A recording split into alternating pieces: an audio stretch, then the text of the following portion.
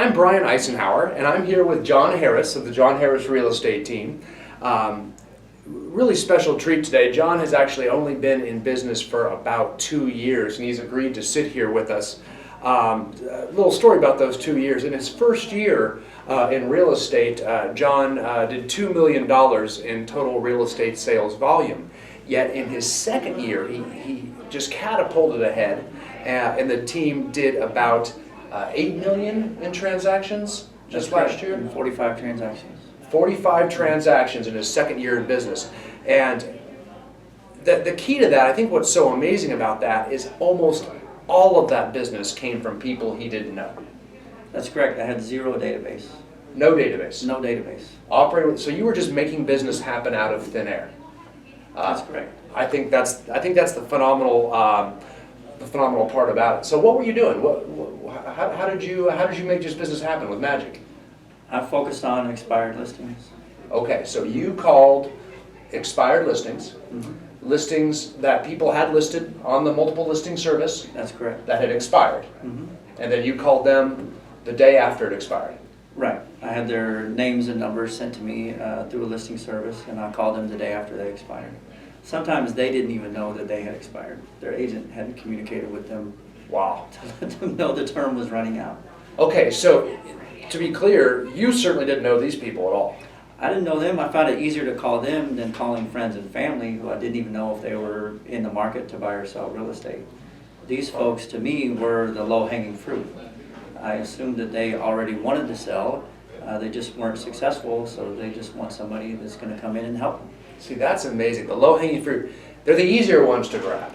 Because I've talked to so many agents I've talked to over the years. They say things like, well, you know, last thing I want to do is make cold calls. I mean, almost no one wants to make cold calls. But to you, these are the real warm calls. They've already got their hand up saying, hey, I want to sell. They weren't cold at all. So to the people that say that, I don't want to make cold calls, they actually think a warm call is calling their database. Which is the last thing that I would want to do. Right. I don't even know if they want to sell a house or not. Right, so that to me is a cold call, where you're just kind of fidgeting around, as opposed to an expired, where you have someone who says, I want to sell right now. That's great. It's more of a target audience than just a shotgun approach. Yeah, I like that, where you're really focused on people that are already in the mindset. Excellent. I think that's really important. Tell me about how you chose expireds. Tell me about the, why expireds? Why do that out of the gate? Well, when I was new to real estate, I saw a video of a highly successful agent, did more than $50 million a year, making his calls to expired listings. And I noticed that he didn't have a particular talent. He wasn't dynamic, super outgoing. There wasn't anything special about him or the way he said what he said. He just did it. Wow. He knew his scripts and he said them. And sometimes it was even boring to watch what he was saying, but it worked. So that let me know that anyone can do it. And I didn't have to be a special type of individual to be successful making those calls. All I had to do was make the calls. All you had to do is show, and that's amazingly humble of you. You chose this method of lead generation, calling expired listings, because you felt like anyone can do it, so therefore I can too. And I think the key is, the difference is, you hear all these people start doing expired listings, but they just don't stick with it. That's a big difference. You stay with it. You've stuck with it to the tune of $8 million last year, and you're still going. Absolutely. Yeah, that's the thing. They just can't. So your focus is, it's basically the just do it type of mantra.